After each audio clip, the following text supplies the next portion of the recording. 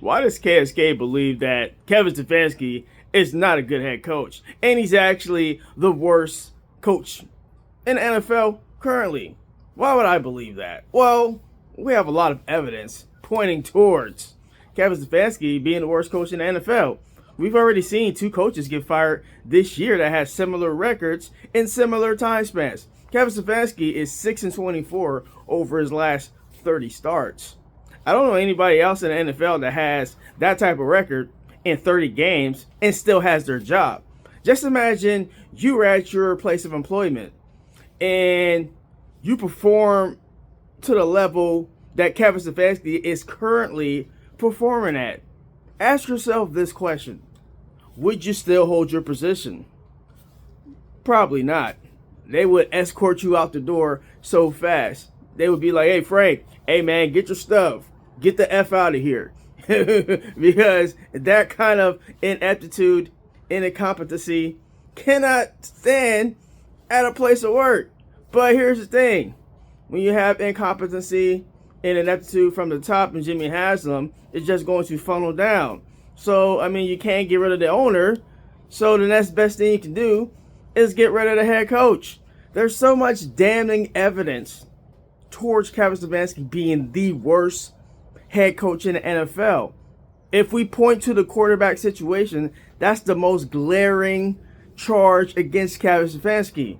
Kevin Stefanski told everybody that would listen with a straight face that Dylan Gabriel was better than Shedeur Sanders. He said it from the jump. That was his pick. And Andrew Berry's pick was Shedeur Sanders, of course. But Kevin Stefanski, he's the head coach. So he gets final say on who gets to play on the field. Andrew Berry gets to construct the roster as a GM. But Kevin Stefanski, as far as playing time and how it's allotted between players, that's a Kevin Stefanski decision. So Kevin Stefanski told me back in the summertime that Shedeur Sanders is QB4. That's when Joe Flacco, Kenny Pickett, Dylan Gabriel, and Shedeur Sanders were all on the roster. And we were getting the QB tracker frequently at training camp. Even at training camp, you saw the numbers. The numbers were Shedeur was looking better than even Joe Flacco. But nobody wanted to admit that. They were like, well, I mean, you have to go with the veteran. You have to go with the veteran. That's common wisdom. That's the way it's always been. You need to go with the veteran first and blah, blah, blah, blah, blah, blah. I mean, these these narratives keep being drummed home. And sure, Joe Flacco, you know, he looked good when he was out there with Cincinnati after the Cleveland Browns traded him away to Cincinnati. But who wouldn't look good? You could put Shedeur Sanders down in Cincinnati with T. Higgins and Jamar Chase, and he would look he would look better than what Joe Flacco looked like. But Kevin Stefanski, he did not read the temperature in the room. This is a young team. This team needed a shot in the arm from a youngster like Shedeur Sanders. If you would have evaluated the quarterback room properly, I don't care if Shedeur Sanders was a 5th round pick. When you get to training camp, shouldn't it be about who is the best quarterback on our roster? Who is the best? Who gives us the best chance and opportunity to win when it comes to game one? And I think Kevin Stefanski failed us Cleveland Browns fans. That's why he's the worst head coach in the NFL. Because you have Shedeur Sanders, a very popular player. Actually, the second most Googleable, I think that's the word, Googleable person in the whole entire world in 2025. He was 1 or 2. So you have this lightning rod who's very popular. I mean, if you would have started him from the jump, game one, I mean, the growth, where Shedeur Sanders would be in week 15. I mean, we would seriously be talking about the Cleveland Browns in the AFC North title. I'm just saying it's not out of the realm of possibility to say that, because I see the AFC North right now, and Baltimore is taking a step back. Pittsburgh is leading the division at 7-6. So Kevin Stefanski, you had a golden opportunity this season. If you had evaluated the quarterback room properly, it had started Shedeur Sanders from day one. I knew it would have been unconventional, but we saw in Seattle back in the day. Russell Wilson. They signed, I believe, Matt Flynn in the offseason. Pete Carroll made the determination in training camp. Hey, we brought in Matt Flynn. We paid him all this money, but we got Russell Wilson, and he's just flatly better than Matt Flynn. We cannot deny putting Russell Wilson on the field because he was that good in training camp. And I believe Shedeur Sanders was that good in training camp. But all the lies came out. All the propaganda came out. He's not quite ready. He's not ready. He's not ready. He's not quite efficient or sufficient enough on the whiteboard. Meanwhile, Dylan Gabriel went out there and he's throwing 5-yard outs to everybody. He can't see over the dang line. He can't throw the ball over 35 yards. He had a touchdown pass to Jerry Jeudy in the New York Jets game where it hurt my left arm when I saw him throw the ball. It hurt me. It really. I saw the touchdown and I got heart palpitations and I got pain and sharp redness in my left arm. Just because what I saw on the TV, the sheer pain it took for Dylan Gabriel to throw the ball, not that far of a distance for an NFL quarterback. I'm just saying, man. Wow. And Kevin Stefanski has given up play calling duties, or so we think. So he was asked a question, and then unabated, he's like, yo, I got the final say in the play calls. So which is it, Kevin? Are you the play caller? Are you allowing Tommy Rees to call plays? Because that had to be a Kevin Stefanski decision when you were in the game against the Titans on Sunday. You're down 31-29. Shedeur Sanders brought you back from down 14. You take your best player who's playing the best at the current time, a player that accounted for 4 touchdowns in the game, 1 rushing, 3 through the air, two really great placed balls in the corner of end zones to your tight ends, Njoku and Fannin Jr. Also a in rhythm, excellent throw, and you got some yak. I know people are trying to sneak this to do. Oh well, 200 of those yards of the 364 were yards after catch. How are we going to do this now? We're going to, every time Shedeur has a 300-yard game, we're going to be like, well, I wonder how many yak yards he had. But getting back to Kevin and him taking Shedeur out, 31-29.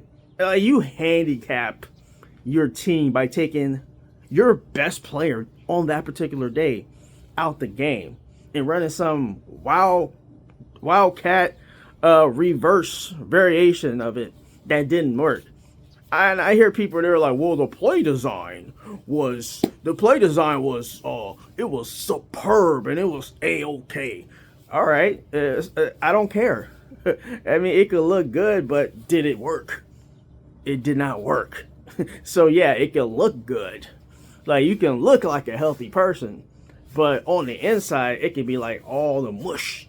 So it's irrelevant if you look good if you're not good on the inside. You know what I mean? So yeah, the play design. Oh, the play design was spot on. If they would have ran the play right,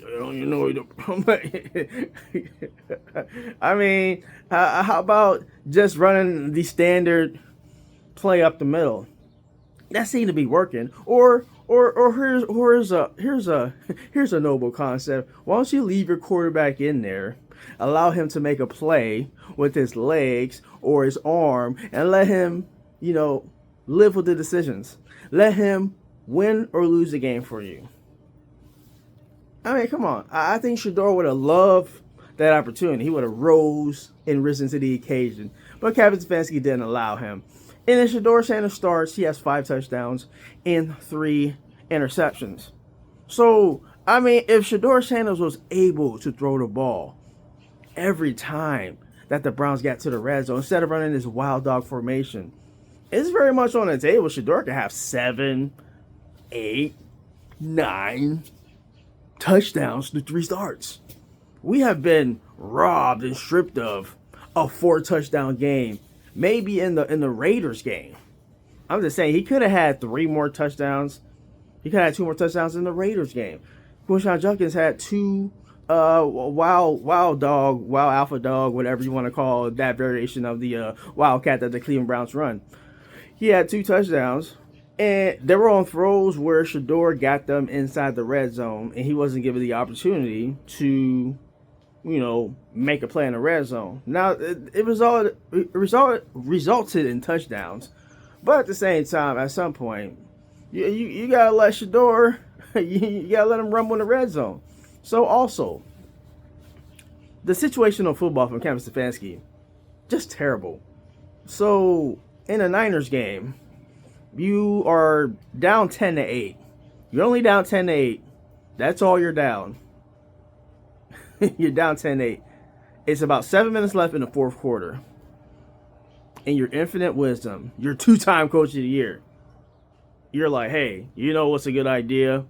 Let's not punt the ball to a defense that was playing well that game. Let's put our team in a worse spot than we are currently in.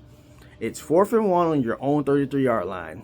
7 minutes left in the third quarter. Y'all both had the ball already. I think the Niners had the ball and Cleveland had the ball at least once before that drive that the Cleveland Browns had. So you're tussling back and forth. It's a defensive struggle. And then you allow San Francisco the opportunity for a short field because you cannot run a play. Another play where Shedeur Sanders is taken out of the mix. A play where Shedeur Sanders is sitting there statue style. Just like Aaron Rodgers back there when he doesn't run the sneak for the Steelers. Just sitting there chilling. So you run Harold Fannin, and the play was dead on arrival. And even in the press conference, Harold Fannin Jr. was like, yeah, I probably should have called timeout there. So if your star rookie tight end realized that he should have called tight end. I mean, my bad, shouldn't have called tight end. He should have called a timeout. But your head coach didn't realize that. 2-time head coach of the year. And the 2-time coach of the year is a farce. That's a writer's award. And we know writers really don't know that much about football. They don't even watch film. So why would I care about NFL writers and their opinion about who they believe is coach of the year? In 2023, it was painfully apparent to me that DeMeco Ryans should have won coach of the year. Now, the 2020 coach of the year, I'm fine with that with Kevin Stefanski because that was his first year. It was a COVID season. There was a lot to deal with. Yeah, that's a legit coach of the year. I'm not going to strip that away from him.